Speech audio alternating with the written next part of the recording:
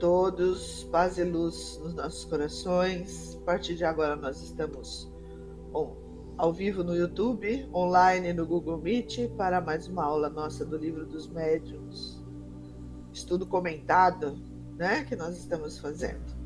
Sejam todos bem-vindos. Edna, você pode fazer a prece nossa de elevação? Sim. Eu te agradeço. Obrigada. Então, nós vamos agradecendo a Deus, porque mais uma vez nós quisemos vir aqui. Agradecemos a todo o plano espiritual que nos ampara neste momento, para que a gente realize essa tarefa, esses estudos, que são muito importantes para todos nós. Agradecemos imensamente ao nosso Mestre Jesus, que trouxe todas as lições que a gente precisa aprender para viver neste planeta, e a gente ainda não aprendeu, mas estamos caminhando, e isso é muito bom. Então nós te pedimos, Pai Eterno, que nos abençoe e aceite o nosso esforço de sermos melhores todos os dias. Que Jesus possa abençoar cada ser que quer aprender, que é muito importante aprender. Que a gente possa aproveitar desta vida tudo o que vier para nos ensinar, especialmente estes momentos de aprendizagem aqui. E assim nós, com muito amor, vamos dizer ao nosso Pai neste momento, em agradecimento, a oração que o nosso Mestre Jesus nos ensinou. Pai nosso que estais nos céus, santificado seja o vosso nome, venha a nós o vosso reino. Seja feita a vossa vontade, Pai, assim na terra como nos céus. O pão nosso de cada dia nos dai hoje. Perdoa, Senhor, as nossas dívidas, assim como perdoamos os nossos devedores. Não nos deixes cair em tentação e livra-nos, Senhor, sempre de cometermos o mal. Que assim seja, graças a Deus e graças a Jesus. Obrigada, Edna. Vamos lá no nosso livrinho. Nós estamos comentando sobre as transfigurações, sobre a bicorporeidade, não é isso? Do capítulo 7º, da bicorporeidade e da transfiguração. Isso. Não é? Sim. Então, nós estávamos em 2 exemplos que vão ser dados, né? Os exemplos que estavam sendo dados sobre o assunto. Nós paramos no item 122, né? Que daí ele vai explanar sobre um segundo fenômeno. Eu vou ler para nós, daí eu começo a leitura. Só um minutinho. Então vamos lá. Tudo bem? Podemos seguir, né? Passemos ao segundo fenômeno, o da transfiguração. Ou seja, nós vamos ver agora, vamos falar sobre a transfiguração. Semana passada nós falamos sobre a bicorporeidade, ok? Consiste na mudança do aspecto de um corpo vivo. Aqui está um fato dessa natureza, cuja perfeita autenticidade podemos garantir, ocorrido durante os anos de 1858 e 1859, nos arredores de Saint-Étienne, uma cidade francesa. Isso aqui é o Kardec falando pra gente, ok? Uma mocinha de mais ou menos 15 anos gozava de uma singular faculdade de se transfigurar, isto é, de tomar em dado momento, todas as aparências de certas pessoas mortas. Tão completa era a ilusão que os que assistiam ao fenômeno julgavam ter diante de si a própria pessoa, cuja aparência ela tomava, tal a semelhança dos traços fisionômicos, do olhar, do som da voz e até da maneira particular de falar. Esse fenômeno se repetiu centenas de vezes sem que a vontade da mocinha ali interferisse. Isso é importante, tá, gente, ver isso aqui. Vamos grifar aqui. Tomou, em várias ocasiões, a aparência do seu irmão, que morrera alguns anos antes. Reproduzia-lhe não somente o semblante, mas também o porte e a corpulência. Um médico do lugar testemunha que fora, muitas vezes, desses estranhos efeitos, querendo certificar-se de que não havia naquilo ilusionismo, fez a experiência que vamos relatar. Ilusionismos é comum nos mágicos, né? Utilizam-se de espelhos e esse fenômeno é facilmente conseguido através do ilusionismo com espelhos. Conhecemos os fatos pelo que nos referiram ele próprio, o pai da moça, e diversas outras testemunhas oculares, muito honradas e dignas de crédito. Veio a esse médico a ideia de pesar a moça, no seu estado normal, de fazer-lhe o mesmo no ato da transfiguração, quando ele apresentava a aparência do irmão, que contava ao morrer 20 e tantos anos, era mais alto do que ela e de uma compleição mais forte. Pois bem, verificou que no segundo estado, quando ela já demonstrava, né, a aparência do irmão, o peso da moça era quase o dobro do seu peso normal. Rapaz, peso de matéria, e agora? Né? Concludente se mostra a experiência, tornando impossível atribuir-se àquela aparência a uma simples ilusão de ótica. Tentemos explicar esse fato, que noutro tempo teria sido qualificado como milagre, e que até hoje chamamos muito simplesmente de fenômeno. Ok? Vamos ver o que Kardec explica. Pode falar, Lu? Lê pra gente. Nossa, é enorme esse. Posso sim, Mari. A 123. A transfiguração pode ocorrer, em certos casos, por uma simples contração muscular que dá à fisionomia expressão muito diferente, a ponto de tornar a pessoa irreconhecível. Observamos frequentemente com sonâmbulos, mas nesses casos a transformação não é radical. Uma mulher poderá parecer jovem ou velha, bela ou feia, mas será sempre mulher, e seu peso não aumentará nem diminuirá. No caso de que tratamos, é evidente que há algo mais. A teoria do perispírito nos vai pôr no caminho. Admite-se, em princípio, que o espírito pode dar ao seu perispírito todas as aparências, que por uma modificação das disposições moleculares pode lhes dar a visibilidade, a tangibilidade e, em consequência, a opacidade. Que o perispírito de uma pessoa viva, fora do corpo, pode passar pelas mesmas transformações e que essa mudança de estado se realiza fluidos. Imaginemos o espírito de uma pessoa viva, não fora do corpo, mas irradiando ao redor do corpo, de maneira a envolvê-lo como uma espécie de vapor. Nesse estado, ele pode sofrer as mesmas modificações de quando separado. Se perder a transparência, o corpo pode desaparecer, tornar-se invisível, velar-se como se estivesse mergulhado num nevoeiro. Poderá mesmo mudar de aspecto, ficar brilhante, de acordo com a vontade ou o poder do espírito.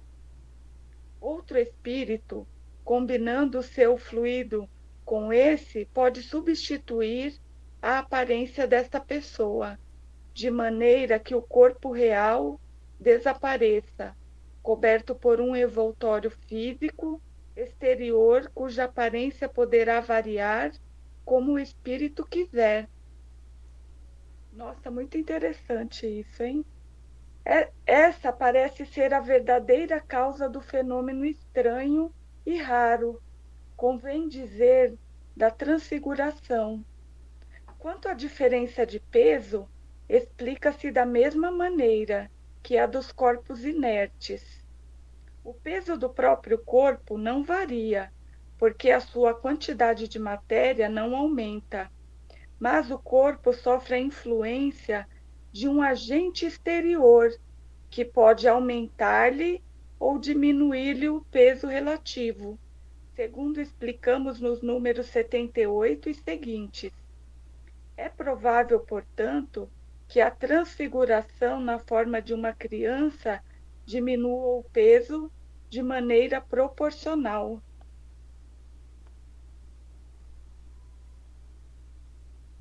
E agora? Não é interessante demais isso?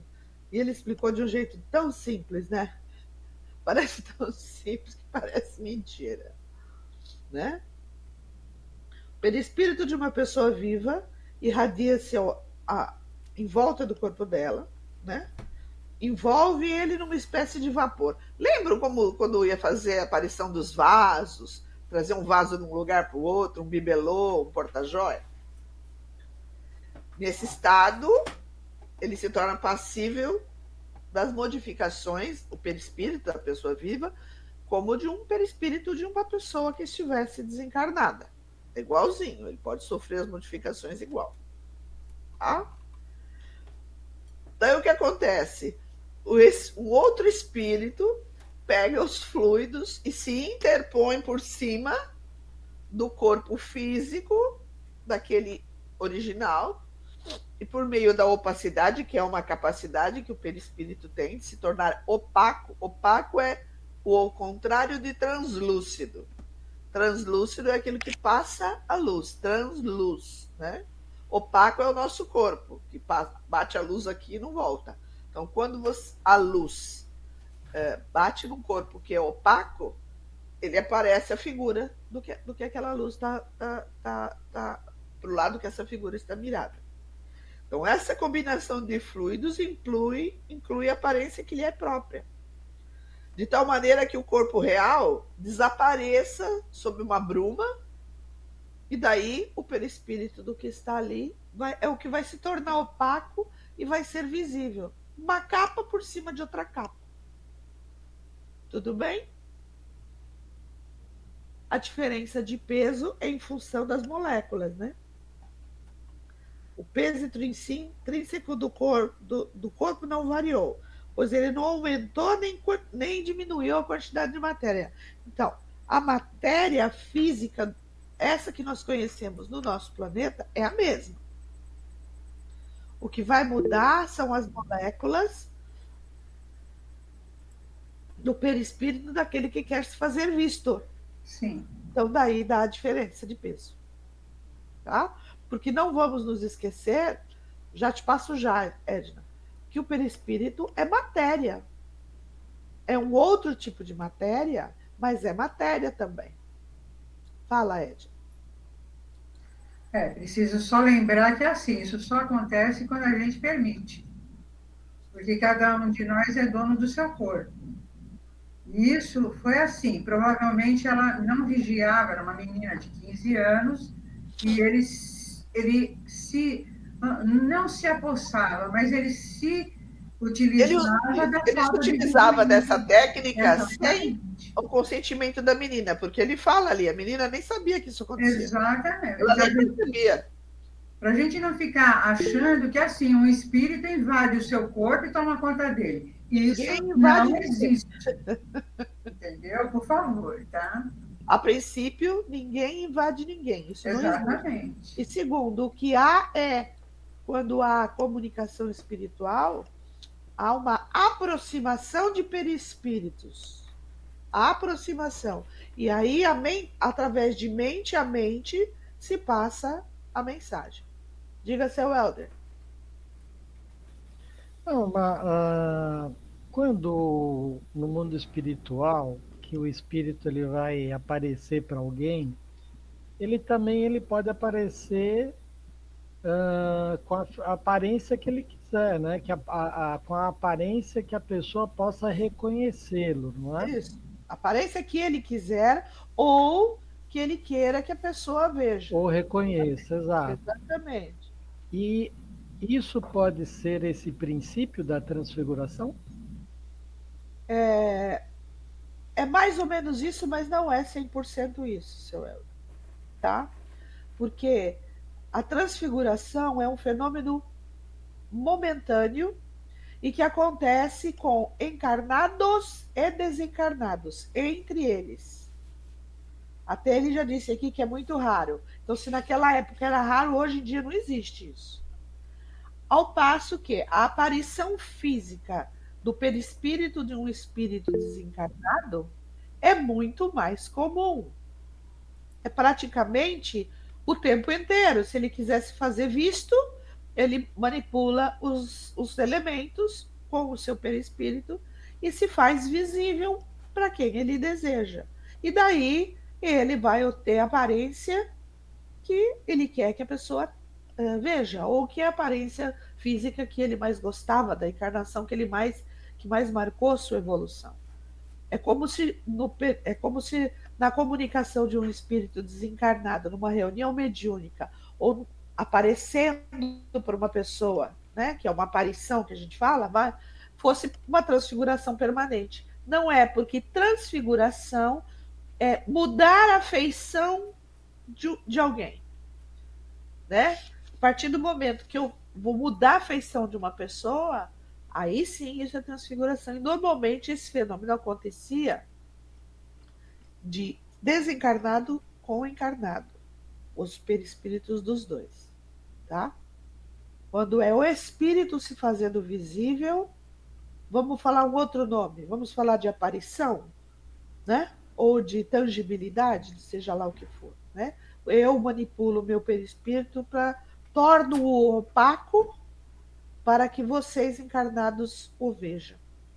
E daí eu posso aparecer a encarnação que mais me aprover, a aparência que eu mais me aprover.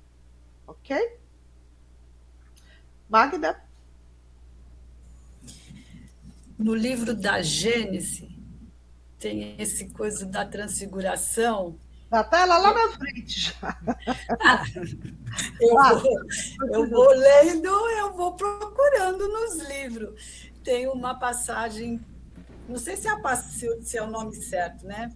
De Jesus que faz essa transfiguração. No Evangelho, no Evangelho segundo o Espiritismo, na Bíblia, historicamente está escrito, chama-se a Transfiguração do Tabor. Isso, exatamente. É num monte chamado Tabor, né? Jesus, para quem está ali lá embaixo, né, olhando para ele, ele fica com a aparência de Elias e de Moisés. Ele se faz parecer, ele se transfigura em Elias e em Moisés. É isso mesmo. Fala, Edna.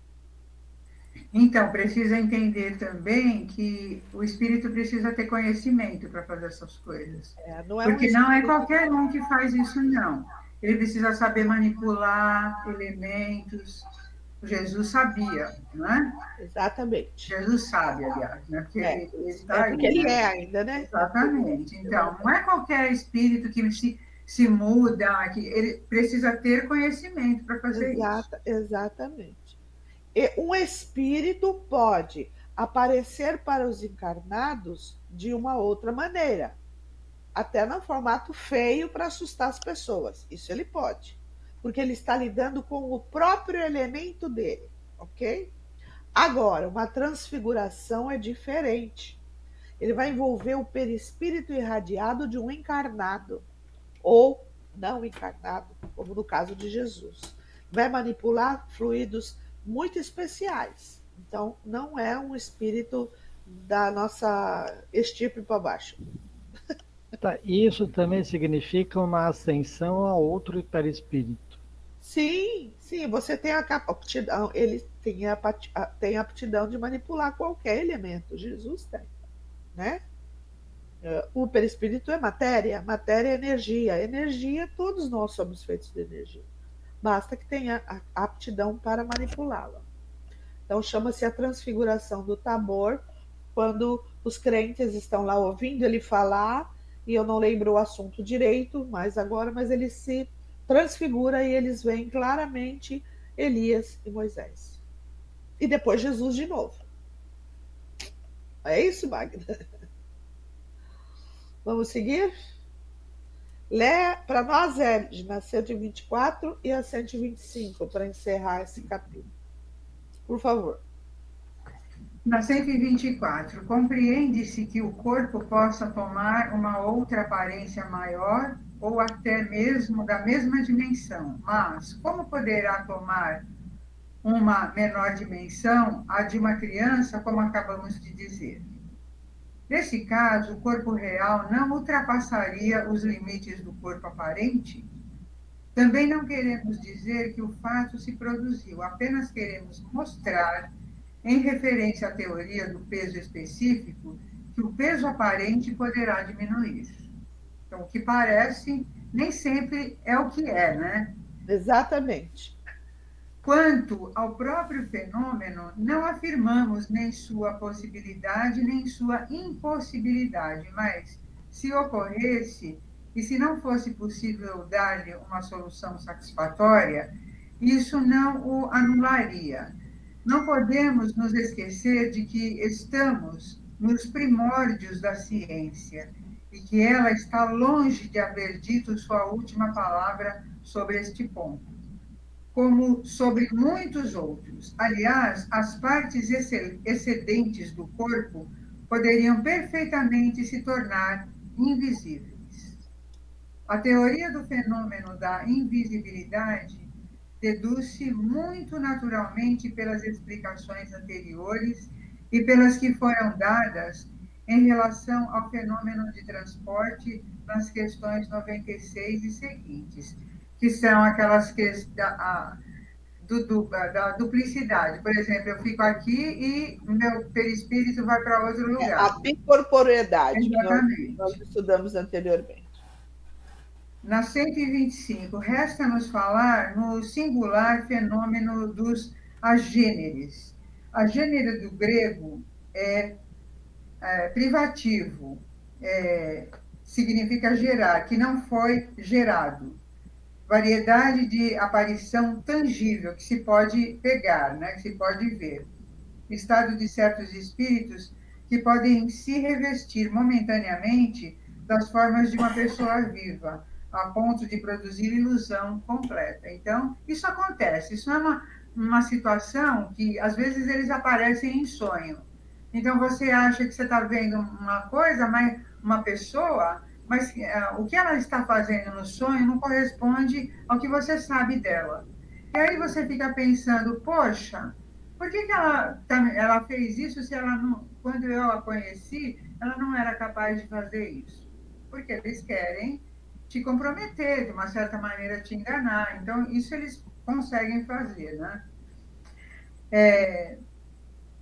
Onde eu estava, meu Deus? Que por mais... Então, assim, resta-nos falar do singular fenômeno dos agêneres, que por mais extraordinário que possa parecer à primeira vista, não é mais sobrenatural do que os outros. Mas, como já explicamos na Revista Espírita, de fevereiro de 1859, acreditamos ser inútil reproduzir aqui seus detalhes. Diremos apenas que é uma variedade da aparição tangível. É o estado de certos espíritos que podem se revestir momentaneamente. Isso é uma coisa rapidíssima, né? Das formas de uma pessoa viva, a ponto de causar completa ilusão. Os ilusionistas fazem isso, viu? Se vocês viram aquele filme O Ilusionista, existe uma parte que é uma coisa espiritual, não é ele que está fazendo,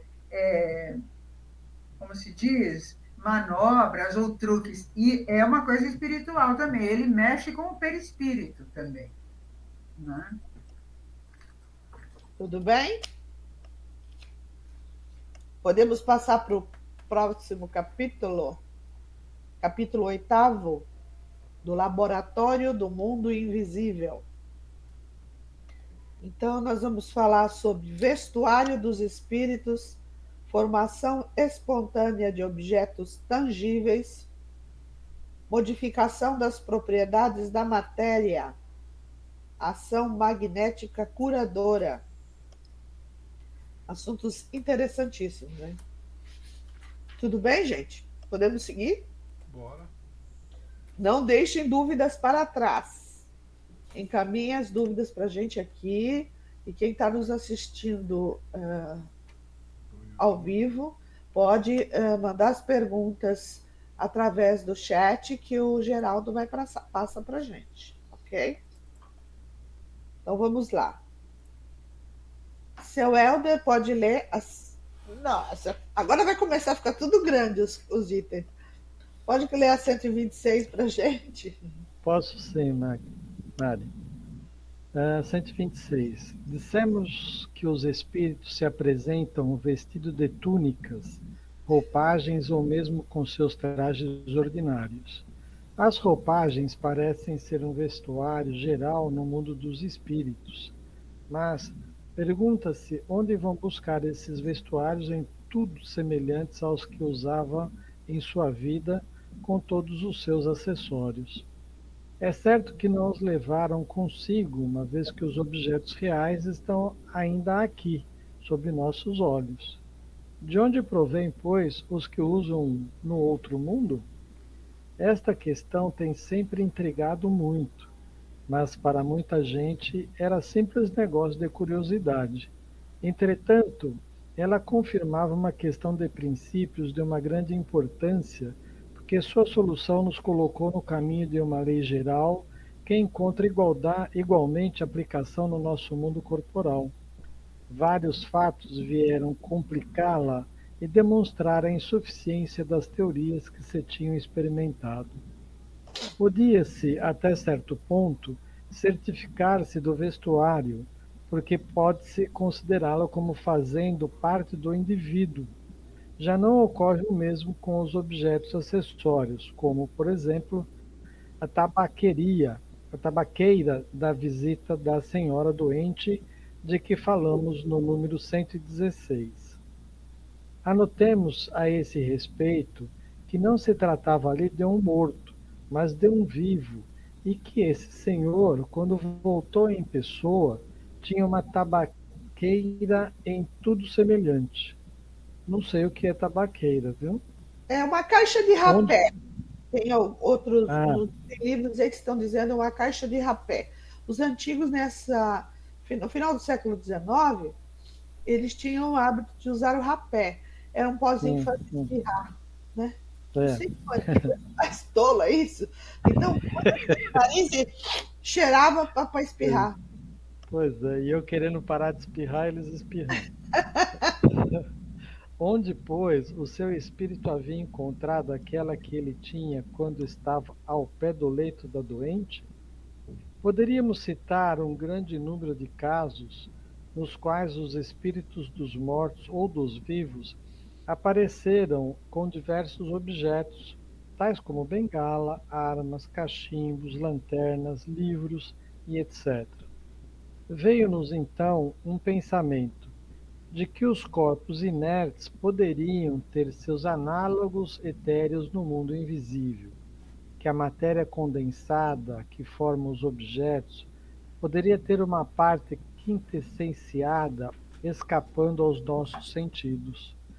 Esta teoria não era desprovida de verossimilhança, mas era insuficiente para explicar todos os fatos, sobretudo um que parecia dever frustrar todas as interpretações. Até então não se tratava senão de imagens ou aparências. Vimos bem que o perispírito pode adquirir as propriedades da matéria e tornar-se tangível, mas esta tangibilidade não é senão momentânea e o corpo sólido se desvanece igual a uma sombra. Já é um fenômeno muito extraordinário, mas o que o é também é ver-se produzir a matéria sólida persistente, como provam numerosos fatos autênticos, e notadamente o da escrita direta, do qual falaremos com detalhes num capítulo especial. Todavia, como esse fenômeno se liga intimamente ao assunto que tratamos neste momento, é que uma das suas aplicações mais positivas antecipar-nos-emos quanto à ordem da qual ele deve vir. Interessantíssimo, né? Porque o que ele diz aí, vamos traduzir para um jeito mais fácil da gente entender. Ele até entende e afirma que o perispírito pode adquirir forma que ele quiser, inclusive formas de objeto.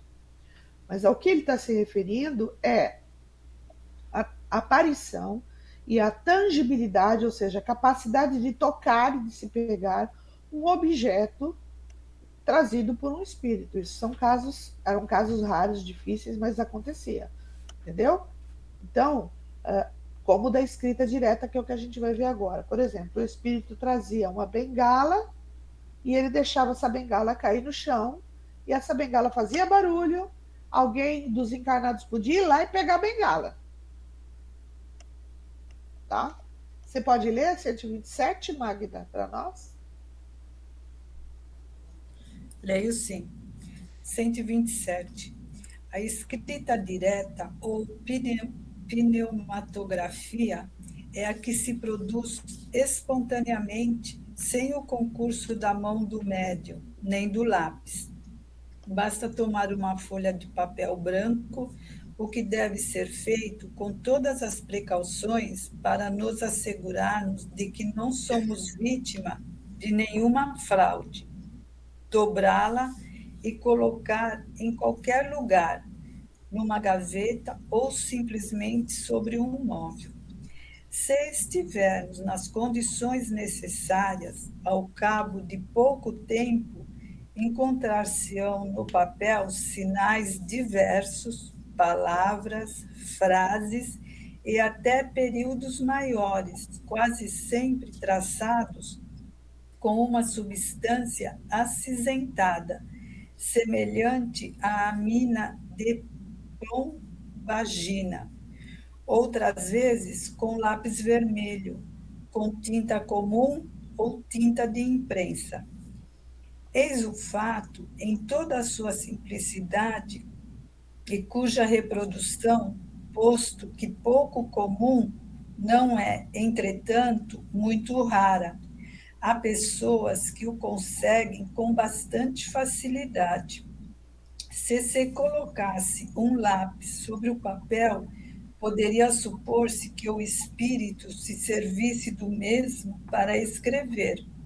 Mas, desde que o papel está inteiramente só, é evidente que a escrita é feita por uma matéria depositada.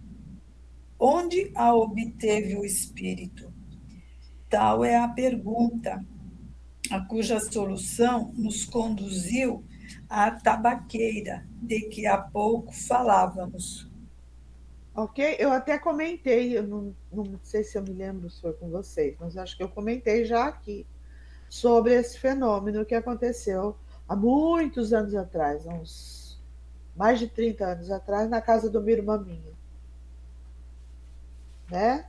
Que eu falei na televisão, que ela ligava sozinha e desligava, e que um belo dia tinha papel sulfite, porque ela sempre foi professora, tinha papel sulfite na gaveta fechada, e no dia seguinte ela abriu a gaveta, tinha rabiscado lá umas coisas, umas letras esquisitas, uns símbolos, entendeu? E isso foi à noite, então ninguém mexeu, tá?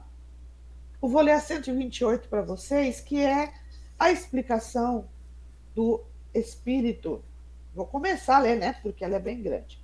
Do espírito São Luís, que deu para o Kardec uma solução. Desculpa, gente. Que deu essa solução mediante as respostas seguintes que eu vou ler. O espírito São Luís que nos deu essa solução mediante as respostas seguintes. Primeira, citamos um caso de aparição do espírito de uma pessoa viva. Esse espírito tinha uma caixa de rapé, do qual ele tomava pitadas. Experimentava ele a sensação que experimentava um indivíduo que faz o mesmo? A resposta do espírito: Não. Então, ele não espirrava, como os encarnados espirravam. Segunda pergunta. Aquela caixa de rapé tinha a forma da de que ele se servia habitualmente e que se achava guardada na sua casa. Que era a dita caixa nas mãos da aparição? Uma aparência. Olha que interessante, gente. Era para que a circunstância fosse notada, como realmente foi, e não tomassem a aparição por uma alucinação devida ao estado de saúde da vidente. Era uma senhora que estava doente, lembra? O espírito queria que a senhora em questão acreditasse na realidade da sua presença e, para isso, tomou todas as aparências da realidade, inclusive a caixa de rapé. Elas costumavam ser de madeira, se eu não me engano, uma caixinha de madeira. Terceira pergunta.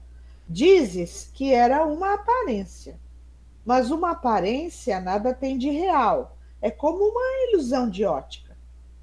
Desejáramos saber se aquela caixa de rapé era apenas uma imagem sem realidade ou nela havia alguma coisa de material. As perguntas do Kardec são pontualíssimas, né?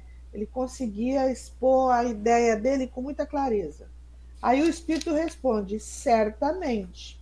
Então, ó, dizes que era uma aparência, mas uma aparência nada tem de real. Nós queríamos saber se aquela caixa de rapé era apenas uma imagem sem realidade, ou se havia nela alguma coisa de material. Certamente, diz o espírito. Ó, São Luís. É com o auxílio deste princípio material, que o perispírito toma a aparência de vestuários semelhantes aos que o espírito usava quando vivo. Vamos ler a nota aqui de Kardec. É evidente que a palavra aparência deve ser aqui tomada no sentido de aspecto, imitação. A caixa de rapé real não estava lá. A que o espírito deixava ver era apenas a representação daquela. Era, pois, com relação ao original, uma simples aparência, embora formada de um princípio material. Por quê? Porque era utilizado o perispírito para fazer ela opaca. Ok? A experiência ensina que nem sempre se deve dar significação literal a certas expressões que usam os espíritos. Significação literal é entender exatamente o que está escrito. Às vezes eles usam de metáforas, né? Querem falar uma coisa dizendo outras.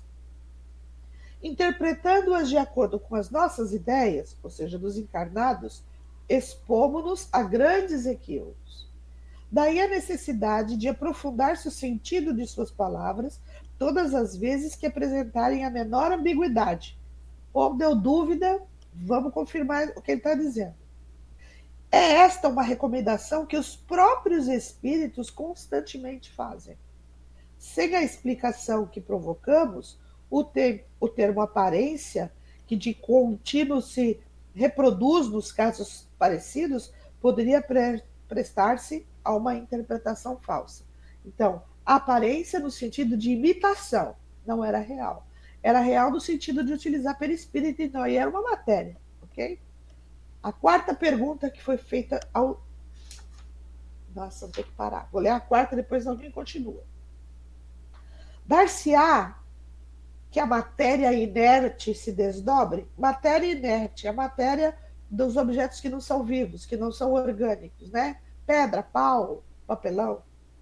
Então ele está perguntando se essa matéria inerte pode se desdobrar. O que é se desdobrar? É se irradiar à distância, como um perispírito pode se desdobrar.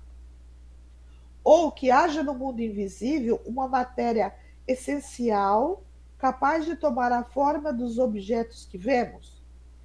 Numa palavra, terão estes, os objetos, um duplo etéreo no mundo invisível, como os homens são nele representados pelos espíritos? Nós vamos começar a ver essa expressão. Quando ele fala, se os objetos têm o duplo etéreo no mundo invisível. Um duplo é uma cópia, tá? Um duplo etéreo, uma cópia etérea, feita de uma matéria que é essenciada, diferente, como os homens são nele representados pelos espíritos, porque os homens são representados no mundo espiritual pelo duplo etéreo, que é o perispírito, ok? Essa palavra às vezes dá muita confusão, ok? Duplo etéreo é cópia no mundo invisível. Não é assim que as coisas se passam. Sobre os elementos materiais disseminados por todos os pontos do espaço, na vossa atmosfera, ou seja, no nosso plano, tem os espíritos um poder que estáis longe de suspeitar.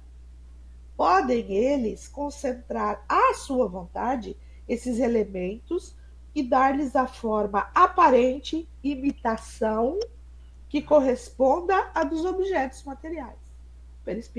O espírito pode fazer isso. Ele manipula os fluidos para terem a aparência de um objeto inanimado. Inclusive, a sua tangibilidade, a capacidade da gente pegar. Só que ele pega e desaparece. Ok? A nota do Kardec aqui. Esta pergunta, como você pode ver, era a tradução do nosso pensamento. Isto é, da ideia que formávamos da natureza dos objetos. Se as respostas, conforme alguns o pretendem, fossem o reflexo do pensamento, houvéramos obtido a confirmação da nossa teoria, e não uma teoria contrária. Ok? Lucilene, você pode continuar para a gente? Quinta pergunta feita ao Espírito São Luís. Acho que sou eu, né, Mari? Quinta. É que você falou o nome da minha irmã sem saber. Eu não falei Lucineide? Não, eu ouvi Lucilene. Não, eu falei Lucineide. Neide. Lucilene. Ah, então eu não sei, vocês estão ouvindo outras coisas, mas tudo bem. Vamos lá, Lucineide. 5. Quinto, coloco de novo a questão de maneira categórica, a fim de evitar qualquer equívoco. As roupas dos espíritos são alguma coisa? Aí responde, né? Parece-me que a resposta precedente resolve a questão. Não sabes que o próprio perispírito é alguma coisa? Nossa. Sexta. Lê a sexta, professor. Resulta desta explicação que os espíritos submetem à matéria etérea as transformações que desejam. Assim, por exemplo, no caso da tabaqueira, o espírito não é dela necessitou, por um ato da sua vontade, e da mesma maneira a desfez. E é isso mesmo que se dá com todos os outros objetos, como as roupas, as joias e etc. Aí o espírito responde, mas é evidente. A sétima. Essa tabaqueira foi vista pela senhora como se fosse real. O espírito poderia torná-la tangível para ela? Aí o espírito responde que poderia. A oitava. Se fosse o caso, a senhora poderia pegá-la acreditando ter nas mãos uma tabaqueira real? O espírito responde que sim. A nona. Se ela abrisse, provavelmente encontraria tabaco e se o tomasse, espirraria? O espírito responde que sim. Então, o espírito pode dar não somente a forma do objeto, mas também as suas propriedades especiais? Aí o espírito responde que se ele quiser, pode. Foi em virtude desse princípio que respondi afirmativamente às perguntas anteriores. Terás provas da ação poderosa que o espírito exerce sobre a matéria. questão 11. Suponhamos que ele quisesse fazer uma substância venenosa e que uma pessoa a tomasse. Ela ficaria envenenada? A resposta.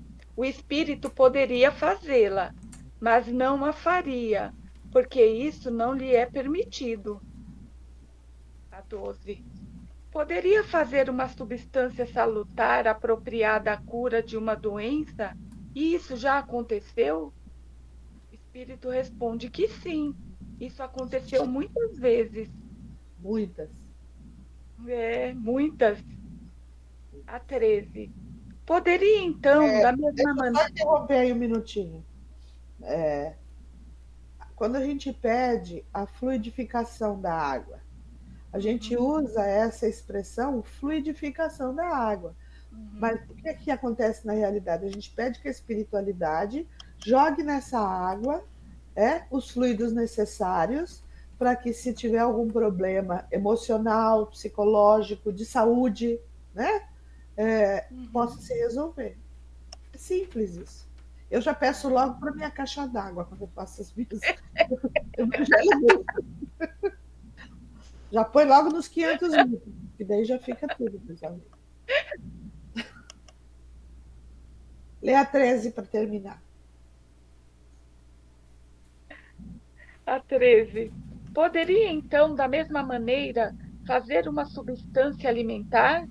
Suponhamos que fizesse uma fruta ou uma iguaria qualquer. Alguém poderia comê-la e sentir-se saciado? Sim, o espírito responde. Mas não procure tanto para achar o que é tão fácil de compreender. Basta um raio de sol para tornar perceptíveis aos vossos órgãos grosseiros as partículas materiais que enchem o espaço no meio do qual vives. Não sabes que o ar contém vapor d'água? Condensa-os e voltarão ao estado normal. Priva-os de calor e verás que essas moléculas visíveis se transformam num corpo sólido e bem sólido. Assim, muitas outras substâncias de que os químicos ainda tirarão maravilhas mais espantosas. Mas acontece que o espírito possui instrumentos mais perfeitos que os vossos, a vontade e a permissão de Deus. Continua, Mari. Lê a nota, né, para terminar. Tá. A observação. A questão da saciedade é, neste caso, muito importante. Como uma substância que só tem existência e propriedades temporárias e, de certa maneira, convencionais, podem produzir a saciedade? Essa substância, em seu contato com o estômago, produz a sensação da saciedade, mas não a saciedade propriamente dita, que resulta da plenitude. Se essa substância pode agir na economia orgânica e modificar um estado mórbido, pode também agir sobre o estômago e provocar uma sensação de... Nós pedimos aos senhores farmacêuticos e donos de restaurantes para não se enciumarem, nem pensarem que os espíritos venham fazer concorrência. Esses casos são raros, excepcionais e não dependem jamais da vontade de alguém de maneira vantajosa. Não haveria fome mais no planeta. Porque daí bastava plasmar através da matéria, daí todo mundo estava alimentado, com sede, não ia ter sede e fome mais, ninguém ia ficar doente, não é? Fome zero, né? Exatamente. É por isso que a gente tem relatos, quando o André Luiz, na série dele, do Nosso Lar, ele relata que logo que ele desencarnou, deram um caldo para ele, que produziu até um quentinho no estômago, né? Que produziu saciedade, e que depois ele comeu uma espécie de fruta que ele não conseguia identificar, mas que parecia, acho que era uma maçã, Então, é tudo manipulação dos elementos para que o espírito que está se refazendo da passagem do mundo material para o espiritual, no caso de casos traumáticos, né, de doenças graves, ele morreu de câncer de estômago, né? Não, de uma úlcera que arrebentou, era câncer, não sei. E para que eles vão se adaptando, então exige mais quando o espírito já está acordado, plenamente refeito do seu retorno à espiritualidade, ele não precisa beber nem comer, nada, não precisa de nada, né? Não há necessidade disso mais. O exemplo... Fala, seu Hélio. Então, nessa situação que ele estava, o André Luiz pegar esse exemplo, né? É mais uma manipulação dos elementos para que ele possa visualmente identificar, ou é mais uma manipulação também, não sei se em estado psicológico, para que ele... Ele tem todos esses objetivos. É o efeito físico, porque ele ainda sente dor no primeiro momento, então ele sentia fome também no primeiro momento, sentia sede. E também para o emocional dele, né? Para acalmar, dizendo que ele estava num local que ele estava sendo bem recebido, que ele ia ser cuidado. Com o passar do tempo, ele vai se tornando, vai recuperando a memória espiritual, né? E daí ele começa a entender tudo. Vocês percebem que o exemplo que ele deu aqui foi da água, que vira ou vapor d'água ou vira o gelo, que é sólido. Basta a diferença de temperatura. A gente vê isso normal. Por que não pode, o espírito não pode fazer? Ele pode fazer muito mais que a gente não sabe. E aí, interessante que ele lembra também que um raio do sol batendo nos nossos olhos faz com que nós percebamos, partículas no ar que de outro jeito a gente não percebe. Nós só enxergamos porque a luz entra dentro do nosso olho, né? E leva essa luz para a nossa retina, que a decodifica e manda essa mensagem para o cérebro, e o cérebro fala, opa, essa imagem eu já vi. E ele fala, é um gato. Ou essa imagem eu não vi, é alguma coisa que eu não conheço. Entendeu? Porque é exatamente isso que os nossos olhos fazem. Diga, Edna. O exemplo, por exemplo, da multiplicação dos pães e dos peixes que Jesus fez. Olha, excelente lembrança. Excelente lembrança. Essa transformação aqui da matéria é o que aconteceu com os 5 peixes, os 5 pães e os 3 peixes. Né? Ele manipulou a matéria etérea de uma maneira que ele foi entregue a todo mundo e deu a sensação de saciedade. Não a saciedade em plenitude, que ele fala aqui. Não a saciedade orgânica total. Mas deu a sensação de saciedade. Muito bem lembrado, Edna. Muito obrigada. Muito bem lembrado. Fala, Magda. Se a gente lê o livro, a Edna vai lembrar, Violetas na Janela. Ela, né, quando ela desencarna, acho que era a Marisa, até já me esqueci o nome dela, quando ela desencarna no plano espiritual, ela acaba recebendo tudo como se ela tivesse aqui, roupa, comida, pentear o cabelo, até a sensação de ir ao banheiro ela tinha. É interessantíssimo esse livro, ele descreve muito bem isso. Ela é recebida pela vozinha, né? E por isso que o livro chama Violetas na Janela, porque até os vasinhos de violeta na janela tinha. Que ela foi para uma casa ser cuidada pela avó, que já era desencarnada. Diga, Geraldo, você levantou a mão?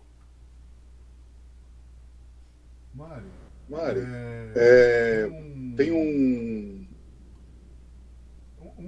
Eu não sei se é real, porque eu não conheço. Não vi. Mas falaram. Umas 4, 5 pessoas já me falaram que na casa de Chico Xavier tem uma rosa que foi plasmada em um enfim, em algum momento lá por ele, e que está lá até hoje. Eu não está no museu dele e tal. Posso até pesquisar, eu vou até anotar, Rosa Chico Xavier. Eu não conheço essa história. Na realidade, pelo que a gente está lendo aqui, isso não acontece. Porque o fato dela estar plasmada é momentâneo. Ela não duraria ad eterno. Né? Mesmo sendo feita por um espírito de luz. Né? Ele vai manipular a essência dos fluidos lá, mas é momentâneo isso. Né? Ela não duraria eternamente. Eu vou anotar, anotei aqui, vou pesquisar. Semana que vem eu trago para vocês. Até porque precisa de ectoplasma. E o ectoplasma vai embora rápido.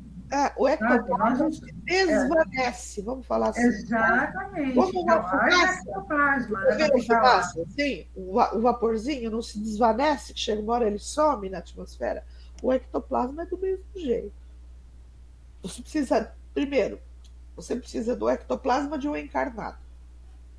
Você precisa da capacidade do espírito utilizar, manipular as energias fluídicas junto com esse ectoplasma para materializar essa rosa. E aí? Isso não dura para sempre. Não tem como. Nós eliminamos ectoplasma respirando. Nós eliminamos a ectoplasma transpirando. Então, eu não sei. Vou pesquisar. Aí semana que vem eu trago para vocês. Seu Helder. Não, desculpa a ignorância, mas ectoplasma é o quê? Eu imaginava ectoplasma algo mais palpável, sabe? Não era algo etéreo assim, não. É etéreo. Nós estudamos isso no livro dos espíritos, né? Que infelizmente o senhor não conseguiu terminar conosco, né? Exato. O ectoplasma é uma substância etérea, uma substância quintessenciada, vamos falar assim para ficar claro, que nós emitimos. É um fluido animal. Vamos falar assim, é um fluido animal. É a mesma substância que os passistas doam para as pessoas que vão tomar passe. Tá? Quando estendem as mãos, eles estão doando energia animal deles, energia magnética deles, tá?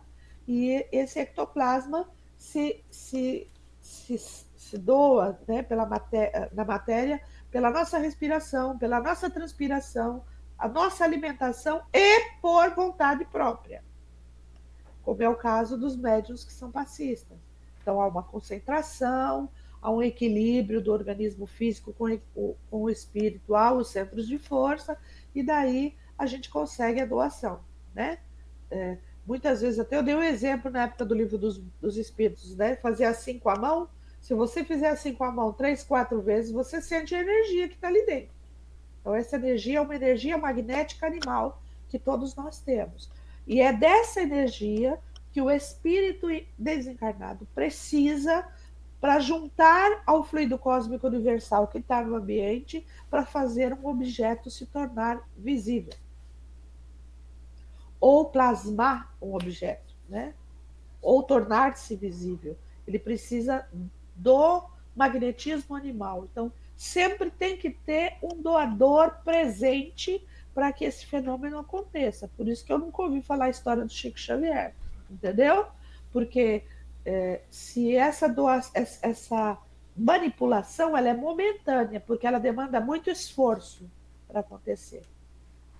A hora que o doador do ectoplasma saiu do ambiente, acabou a doação, não tem mais como fazer. Ou tudo bem, mas ele pode pegar de outro, tá? Vai ficar pegando de outro, há trocentos anos. Eu acho difícil. Fala, Ed. Eu também. Então, anteriormente ele estava falando do duplo etérico, que é assim, somos nós que temos duplo etérico, não são as coisas. Exatamente. Tá? Porque ele é um corpo. Nós temos o nosso corpo físico, depois a gente tem o duplo etérico, lembrado, nós depois temos o perispírito. Apenas corpos animados, ou corpos etéricos, já na categoria de humanos, com perispírito. As coisas não têm. Porque nossos animais são animais orgânicos, mas não têm perispírito. tá? Então, quem contém perispírito, que pode doar e participar desses fenômenos todos, são os encarnados, os seres humanos encarnados. Os objetos inanimados, eles são inertes. O que o espírito faz é uma cópia, uma manipulação do fluido cósmico universal, que está em tudo, em todo lugar, envolvendo a todos nós. Ele manipula uma cópia da caixinha de rapé. Ok? É isso aí, né, Edna? Tudo bem, crianças? Paramos por aqui? Dúvidas todas, né? Assim que é bom. Vou procurar essa história da Rosa do Chico Xavier aí na semana que vem. Quem quiser procurar também, tá às ordens. Daí, quem sabe a gente encontra informações diferentes, né? E daí a gente debate sobre isso. Essa rosa plasmada que ainda está lá, depois de tanto tempo ainda existe. Vamos lá. Tudo bem? Podemos encerrar, então? Lu?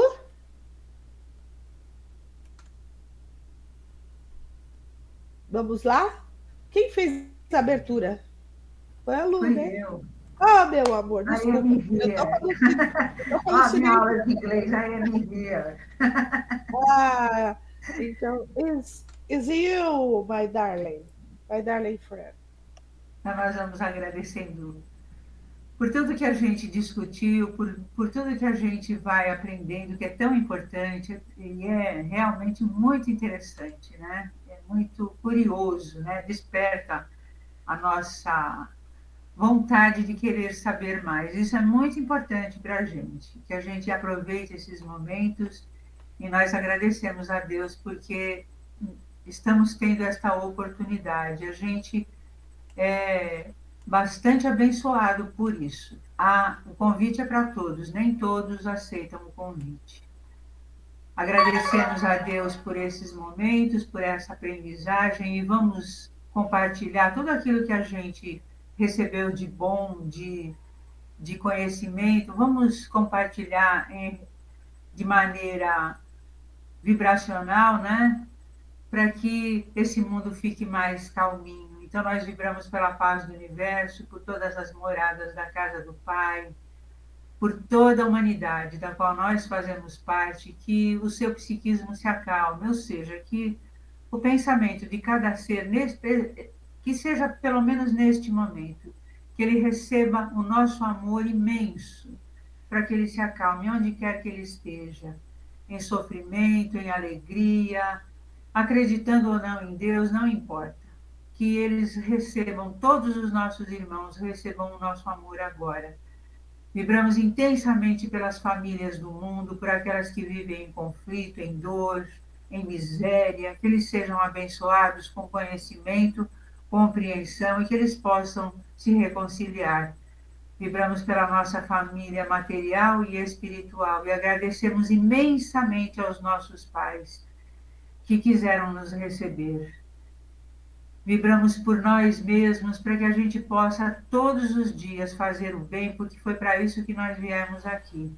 Que a gente seja melhor, que a gente olhe o nosso semelhante com mais amorosidade, com mais compreensão, para que essa onda de desespero, de angústia, vá passando. Só depende de nós. E cada um de nós pode construir uma pequena parte, que vai se tornar uma grande, uma imensa paz. Então, nós te agradecemos, Pai, Mestre Jesus e todos aqueles que estão aqui. Que a gente possa estar aqui na próxima semana novamente.